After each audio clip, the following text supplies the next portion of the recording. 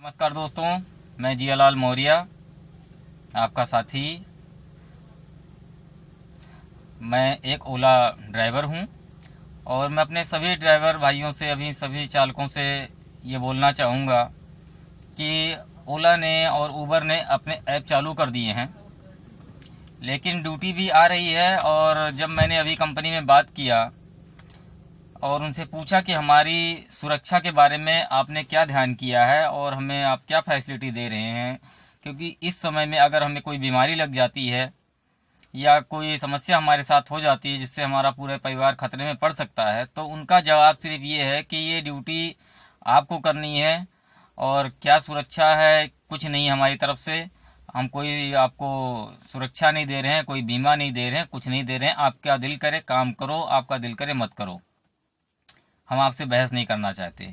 उनका सिर्फ ये जवाब है। अब इसके आगे मैं उनसे क्या बात करता, तो उनका काम सिर्फ ये है कि आप अगर काम करते हैं तो उनके पास उनका कमीशन जाएगा, आपको बीमारी लग जाती है तो आप अकेले ही अपने घर में अपने परिवार के साथ मरेंगे। वो इसके लिए कोई सपोर्ट हमें नहीं दे रही हैं, ना कोई सुरक्षा किट दे रही हैं, ना हमें कोई सेफ्टी किट दे रही हैं, ना ही कोई इंश्योरेंस दे रही हैं, ना ही हमारा कोई रेट दे रही हैं। उनका रेट वही है, 5 रुपये 6 रुपये में ही आपको जाना है। उनका कमीशन जिस तरह से पहले था 35-40% वही देना है। काम आपको करना है, क्योंकि उनको पता है कि इस समय आप जो है ना कंपनी ने साथ दिया ना सरकार ने साथ दिया और आपके घरों में खाने को नहीं है, तो इस मजबूरी का फायदा पूरा कंपनी उठाने की कोशिश कर रही है। अब समझना हमें है और अपनी सुरक्षा हमें खुद देखनी, अपने परिवार की सुरक्षा देखनी, अपने अड़ोस पड़ोस जनता जनार्दन की सुरक्षा हमें देखनी है। हम सभी ड्राइवर भाइयों को अब ये सोचने की ज़रूरत है कि हमें इस तरह से काम करना चाहिए या नहीं करना चाहिए। ये फैसला हमें खुद करना है। इसमें ना कंपनी कोई सहारा दे रही है, हमारा साथ देगी कोई आपत्ति या विपत्ति पड़ जाने के बाद, और ना ही सरकार हमारे साथ आएगी। जहाँ तक अभी सभी भाइयों को मदद की बात थी, हमारी सरकार ने अभी तक हमारी कोई मदद नहीं की और अब भी कोई उम्मीद नहीं है। जबकि सरकार ये कह रही है कि हमारे पास बजट नहीं है। हमारा बजट 3,000 करोड़ का था, वो 300 करोड़ पे आ गया है और हमें लोगों की सैलरी देने में दिक्कत हो रही है, हम तनख्वाह हम नहीं निकाल पाएंगे।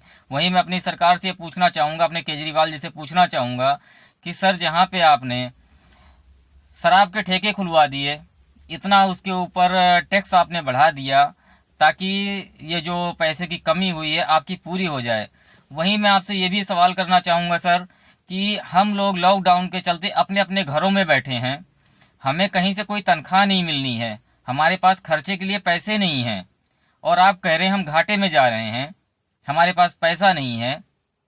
सर, जनता तो हम भी हैं, भूख हमें भी लगती है, प्यास हमें भी लगती है, हमारा भी परिवार है, हमें भी 2 पैसे की ज़रूरत है।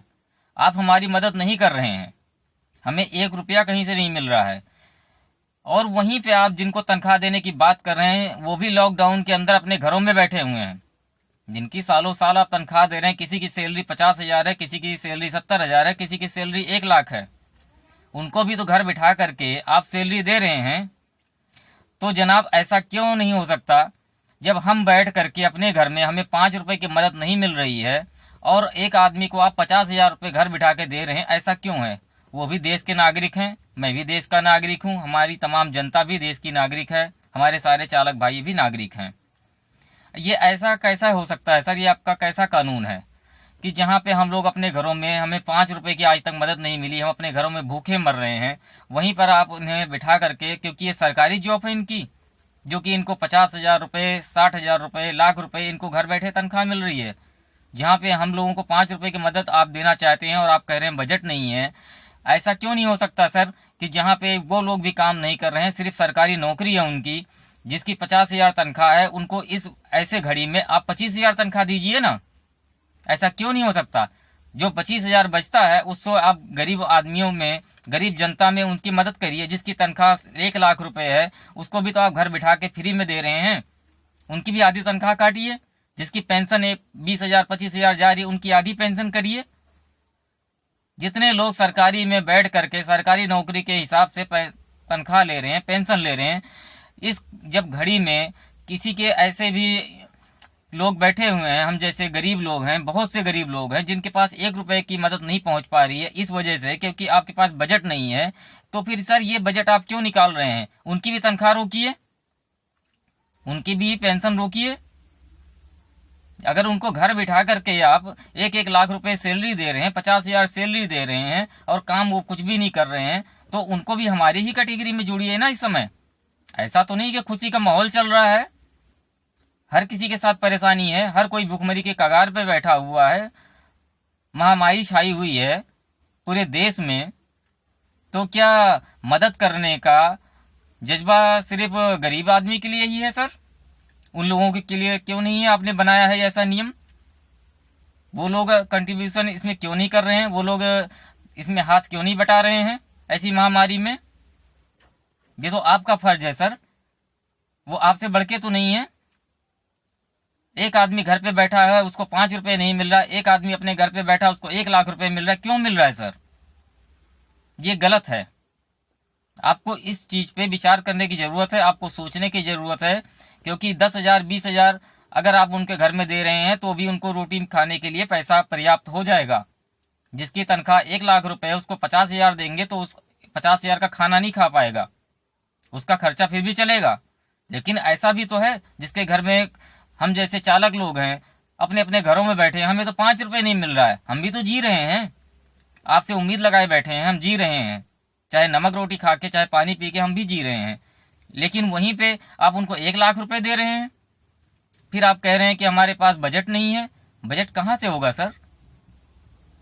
जब आप एक आदमी को बैठा करके घर में 1 लाख रुपए देंगे और दूसरे आदमी को देने के लिए आपके पास बजट कहाँ से रहेगा? तो इस पे आपको सोचने विचार करने की जरूरत है। मैं अपने नेताजी से पूछूंगा, अपने सरकार से कहना चाहूंगा कि ये बहुत ही सोच का विचार करने का समय है और आपको इस पे सोचना चाहिए, ध्यान करना चाहिए। जहाँ पे शराब आप दुकानें खुलवा दी आपने तो उस पर रेट बढ़ा दिया है, इससे कुछ जो है आमदनी की मदद हो जाएगी और लोगों में कुछ सहारा पहुंचेगा, आपकी तरफ से कुछ मदद पहुंचेगी। वहीं पे आप इनकी सैलरी काटिए, इनकी भी सैलरी कम करिए। जब तक कि ये लॉकडाउन और ये महामारी चल रही है, हर किसी की सैलरी जिसकी लाख रुपए है उसको 50,000 दीजिए, जिसकी 50,000 है उसको 25,000 दीजिए और बाकी का पैसा आप अपने कोष में जमा करिए और गरीबों की मदद करिए। अगर ये मेरी राय आपको अच्छी लगे सर तो प्लीज इस पे अमल करिए, क्योंकि बहुत से गरीब लोगों को आपसे उम्मीद है सर, और आप अपने घर से तो आप दे नहीं पाएंगे, जब आपके राहत कोष में पैसा नहीं रहेगा तो नहीं दे पाएंगे। लेकिन जहाँ पे आप इतना सब कुछ कर रहे हैं, इन लोगों को बिठा करके तनख्वाह दे रहे हैं, तो वहाँ पे थोड़ा सा बिठा करके पैसा कम दीजिए और गरीबों की मदद करिए। धन्यवाद।